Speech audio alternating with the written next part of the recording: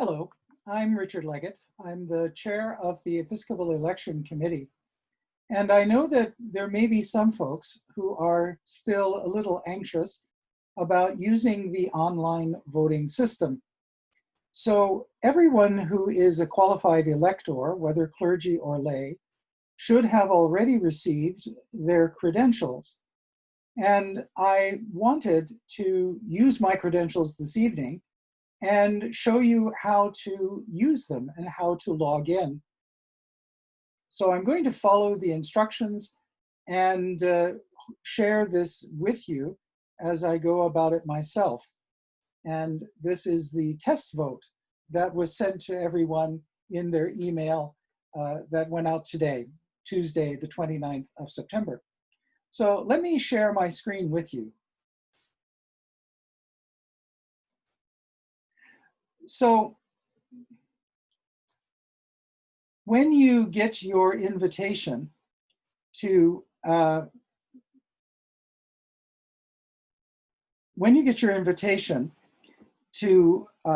sign up to vote, you should see a screen like this that says Anglican Diocese of New Westminster online voting. And it will ask you to type in your elector ID and your password. You received those in your email. So I'm going to sign in for a moment, but I'm going to block off the screen because I don't want you to see my elector ID and my password. So just a moment while I came back to here, and I will enter in my ID.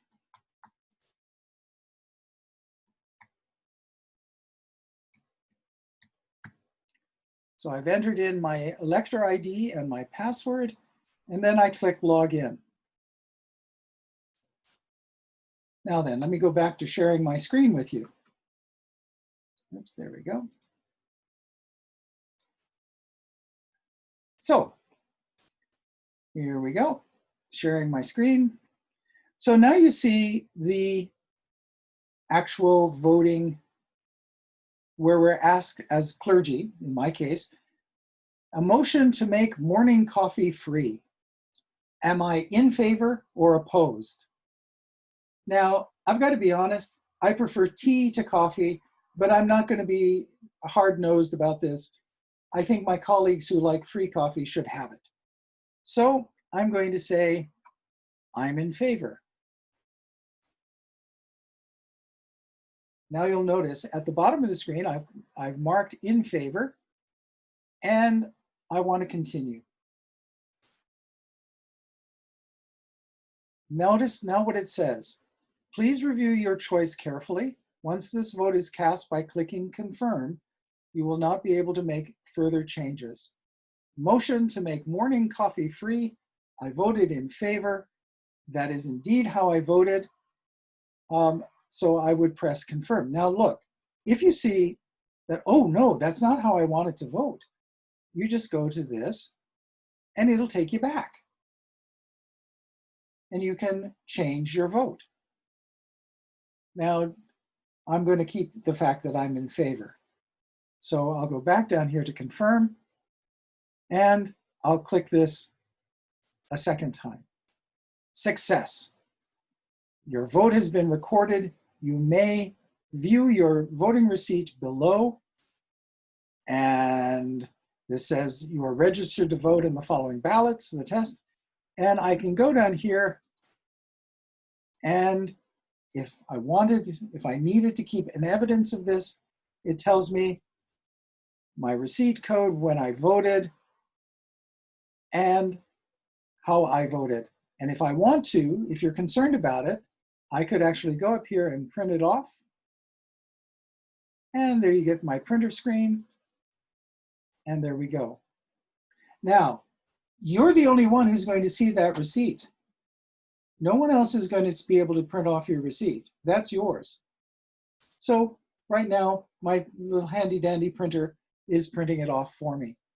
And I will now know that I did vote, and I voted in this way. So I'll stop the screen share now. And I'm back to me.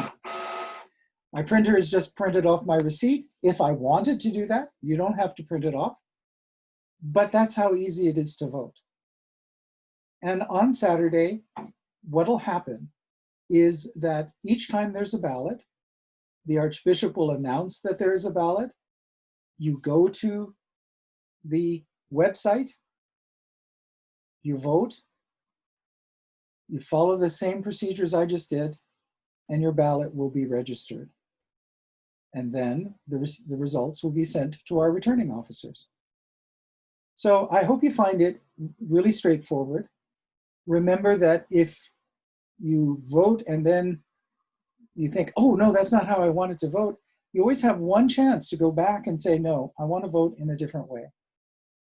Then it works.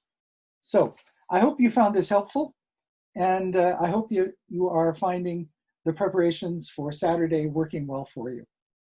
Blessings to you all, and a good night.